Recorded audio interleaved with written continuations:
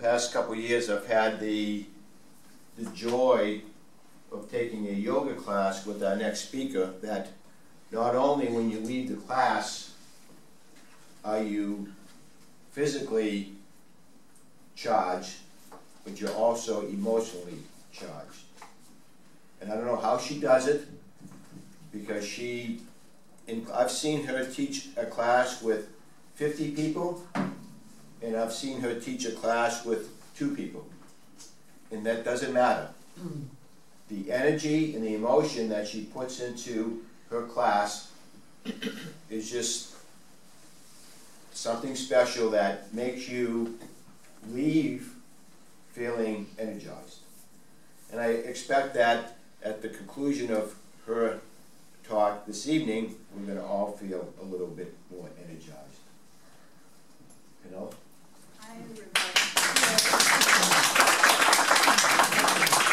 I brought my fan club back here.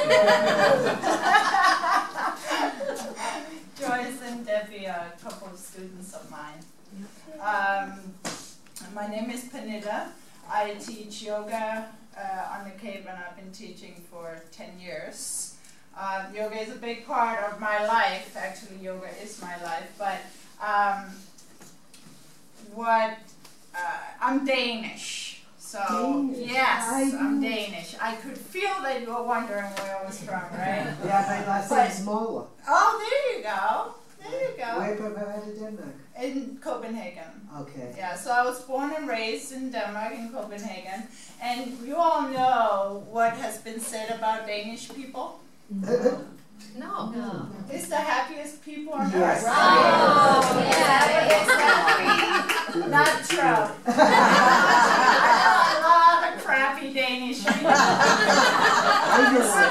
I know, right? Yeah. No, it's true, because in Scandinavia we have 7 months where we only have 4 hours of light a day. Right? So it's in our DNA. We're negative, we're depressed, it's cold outside. But and also it's interesting because I have a friend, she's up here watching me, but Miss Mary, I used to get her library books. She was 91 years old, and I used to always go to the library to get her books, because she just sit and read every day, and I used to get her Danish books, but in English, right? And one day she said to me, "Could you not get me any more Danish books?" And I was like, "I love them. What's wrong?" And she's like, "No, they're very depressive. They're very And I never realized that, and it's so true. I mean, Scandinavian books are very dark. They're very, very dark. And that's what I grew up in. I always felt a little different than everybody. I wanted light. I wanted to hug everybody, you know, and everybody always just came with their hand, hello, you know, and I just wanted the warmth. So I think already from a child I started really just working on being warm and fussy and just wanting everybody to be happy, because I didn't see that many happy people. I really didn't. So that's been my life work, is to just make people feel good, also feel good about themselves, you know, and like Tony said, I heard the word many times, choice. It is a choice to wake up every morning, get out of bed, and have a smile on your face. If I went to teach a class and I was in a bad mood, I don't think my students would enjoy it very much, right? Or if Alicia had a concert and she come in a bad mood, right? We wouldn't really enjoy it very much, right? So I make that choice to put a smile on my face. And if I wake up in the morning, I check in with myself. Every morning I check in with myself and to see how I'm feeling that day, because every day is different. And if I can feel that I'm feeling a little low, then I will maybe go for a walk on the beach. There's something about water. I think that's why I live out in Cape Cod, because I've moved 18 times. But there's something about water that makes me feel at peace, right?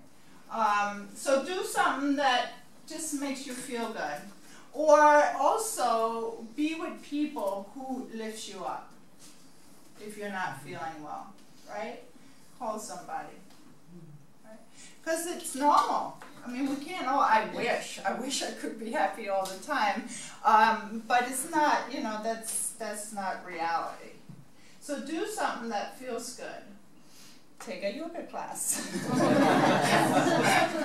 Definitely helps. I always say that because, you know, if you don't feel up for it, and there's yoga classes for all levels, but if you don't feel up for it and you go do a yoga class, just through the breathing meditations that we do, and there's no judgment in classes. You know, you just come in there just to be with your breath, and you do what you can do, and you don't try to do what your neighbor can do, you just do what you can do, and just flowing and moving your body and breathing from your navel and up instead of shallow breathing, it's gonna make you feel, you know, lift you up. So try and find a yoga class. Anyway, there's so many. Community class. Maybe just try it for 20 minutes, right? It does make a difference. A lot of people get a little scared. It's like the chanting. Believe me, I'm not a chanter. I don't like my own voice even, but it does lift you up. You sit there, you get all happy by chanting, right? It's also breathing meditation. A lot of people kind of gets a little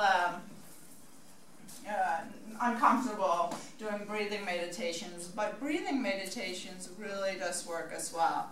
If you can't sleep at night, if your mind is racing, you can do very simple breathing meditation to center your left and your right brain, and just will calm you right down.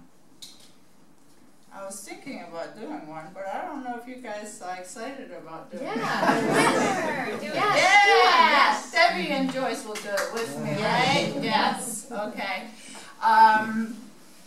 Why don't we do, because that will kind of get you in, settle in, and then I will read a Seed of the Mind, which I absolutely love, and I read it a lot in class. Why don't we do the shh meditation, okay? So when you're laying at night, you can't sleep, your mind is racing, then take a long inhale. So I'm going to do it with you, but first I'm going to explain. Take a long inhale through your nose, and you can do this with your eyes closed. You hold it for 5 breaths, and then you say shh. You tell your brain to be quiet, right? And then another long inhale through your nose, and then you hold it for 5, and then shh. And you're going to feel you're just settling in, you're getting calm. Right? You're going to feel that. I'm going to have my hand up like this, and I won't be counting out loud because I'll be holding my breath. You're welcome to close your eyes and just follow my or watch my hand. It's up to you. Okay. Take a long inhale through your nose and hold it for 5.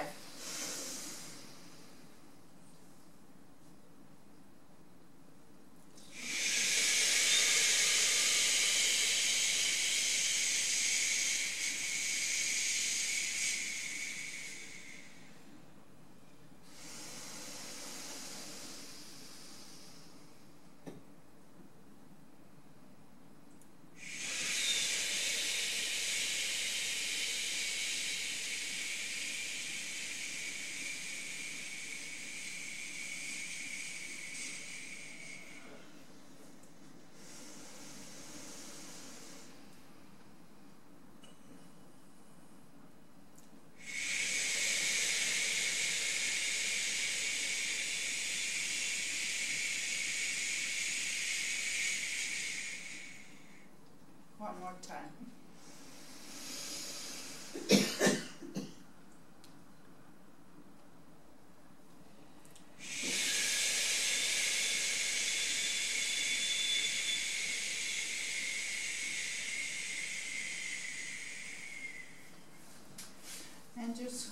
keep your eyes closed here.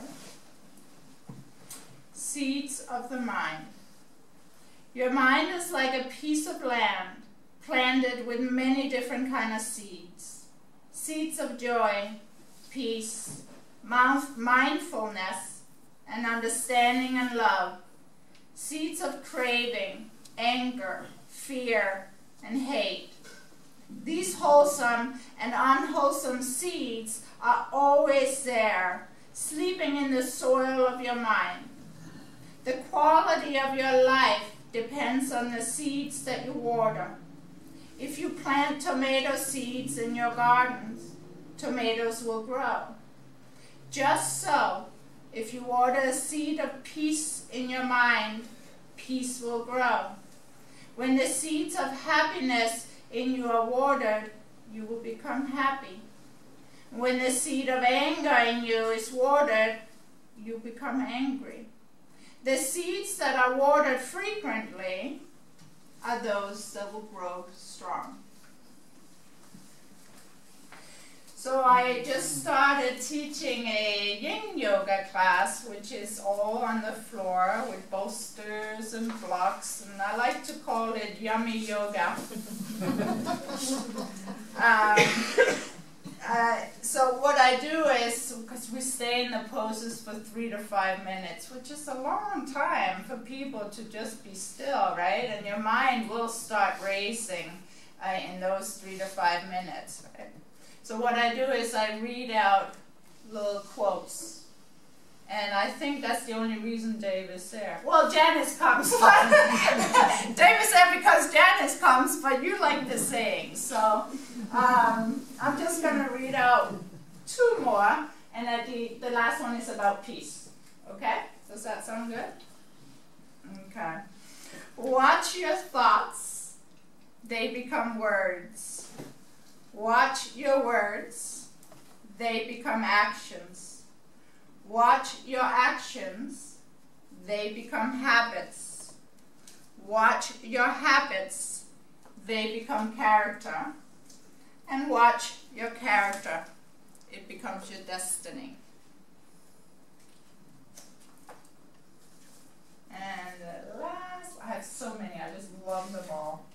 I sit and read them out to myself sometimes just to feel and connect and just go in just for a little bit of reality, right? Sometimes it's amazing how our mind works, because your mind can really convince you of many, many things that are not true, right? So sometimes just try to center your mind a little bit, right? Because it's amazing how powerful it is. And that's where yoga comes in and helps as well. The breathing meditations as well. Let me just see if I can find this one. About peace. Bear with me. Here it is. Alright. Peace. It does not mean to be in a place where there is no noise, trouble, or hard work. Peace means to be in the midst of those things and still be calm in your heart.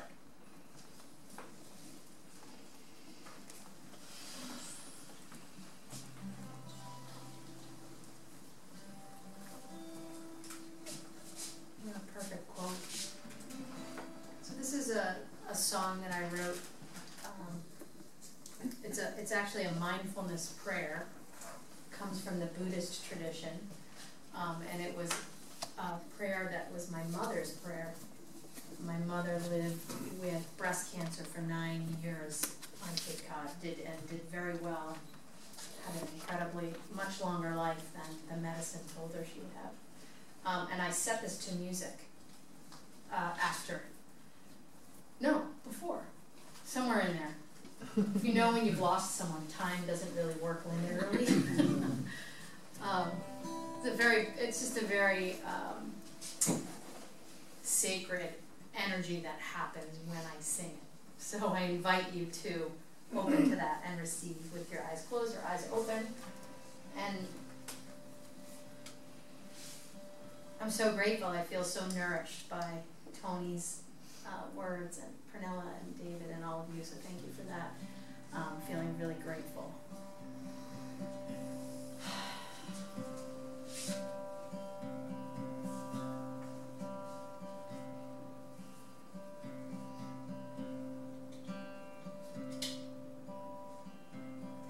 May I be at peace. May my heart remain open.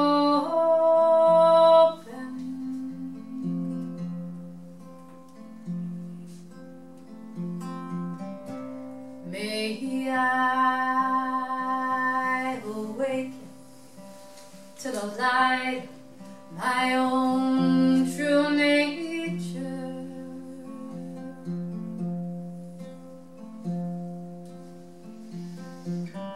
May I be healed. May I be a source of healing for all beings.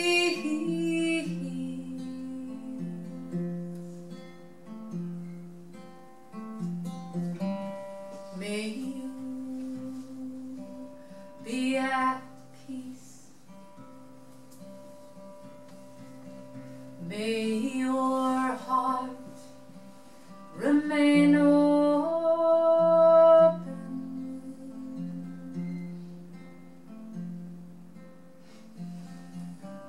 May you awaken to the light of your own true nature.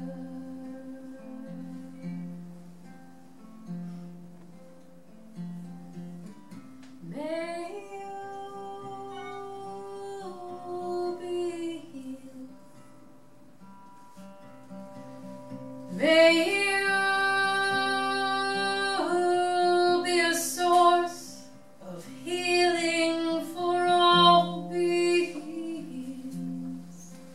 For all beings. For all beings. Om Shanti Shanti.